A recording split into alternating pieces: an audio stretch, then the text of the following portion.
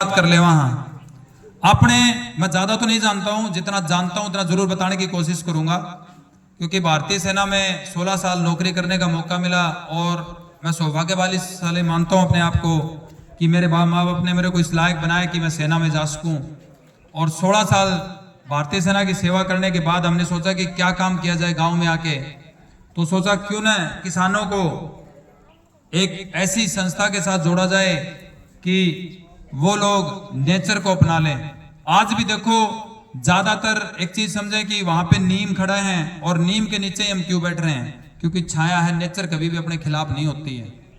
पहाड़ है, जल है, हर चीज परमात्मा ने अपने लिए बनाई है। तो इसके ऊपर जब चर्चा कर रहे हैं कि भाई किसान केमिकल इस्तेमाल करके अपने परिवार को नहीं, अपने गांव को या अपने देश को पूरा जहर सप्लाई कर देता है।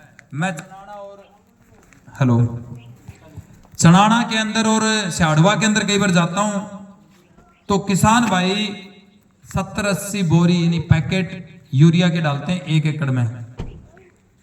आपको जान के हैरानी होगी, जो आप स्ट्रॉबेरी खाते हो और यदि कोई परिवार में कोई स्ट्रॉबेरी लाता है तो आपको बता देता हूं, यदि स्ट्रॉबेरी किसी के परिवार में आ रही है तो ये सोच लेना स्प्रे की बोतल है, वह स्ट्रॉबेरी नहीं है।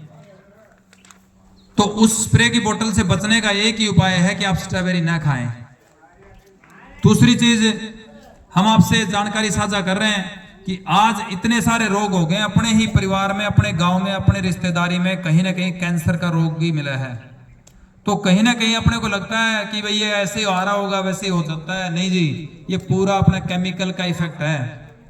आज हम पुराने जमाने की बात करें तो हमारे दादाजी थे या उससे भी बुजुर्ग हमारे परदादा थे, तो खेती के अंदर बहुत ज्यादा केमिकल इस्तेमाल नहीं होता था। सही है जी।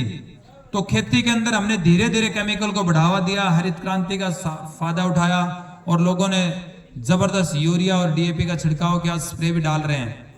आज जो हमारे चाचा ताऊ हैं उनसे पूछ के यदि हम देखते हैं, मेरी उम्र तकरीबन 36 साल है अभी, और इस उम्र में यदि मैं मेरे पिता से अब चाचा से पूछता हूं भाई ये केमिकल कहां से आया, तो बोला सरकार ने दिया। अब हमें किसने दिया है? हमें तो आपने दिया है। सही है।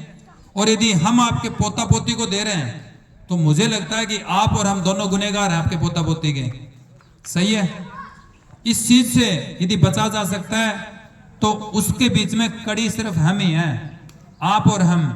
ये जो बच्चे हैं ये कभी भी केमिकल को समझ नहीं पाएंगे, जब तक समझेंगे तब तक देर हो चुकी होगी और हम ये फील करेंगे कि भाई अब तो ये बच्चे जाने, यही करेंगे, यही रोकेंगे, क्योंकि हमने अपने ऊपर से बात टाल दी। सही है। आज यदि आपको बचाना है अपनी आने वाली जनरेशन